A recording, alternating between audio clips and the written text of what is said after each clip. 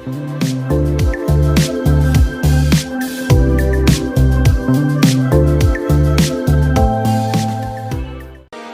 araw Pilipinas! Panibagong video at panibagong update na naman patungkol sa PBA. Pero bago ang lahat, kung hindi ka pa nakasubscribe ay pindutin mo na ang subscribe button and please like the video ballers. Thank you so much for your support. Unahin natin ang mga laro ngayong araw na ito, January 5, 2024. Tinusta lang ng Northport Batangpier na parang bawang ang Blackwater Elite, kung saan nakuha nila ang panalo sa score na 106-89.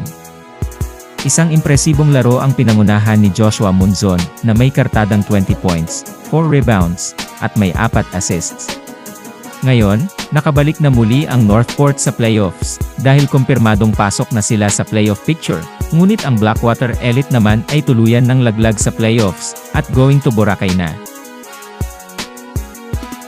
Sa kabilang laro naman ay laban ng Rain or Shine Elasto Painters kontra sa TNT Tropang Giga, kung saan papasok sa game na ito ay tabla ang dalawang koponan sa 4-5 win-loss record. Pinauwing luhaan ng Pintados ang Tropang Giga, dahil tinalo nila ito sa score na 119-112.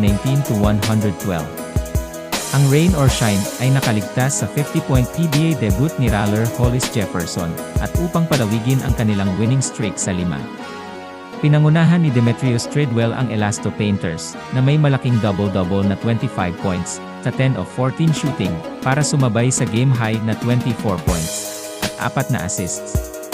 Si Andre Karakut ay may panibagong solidong performance na 23 points, 2 rebounds, at 4 assists, habang nagdagdag si Ray ng Batak ng 19 points, 4 rebounds, at 4 assists.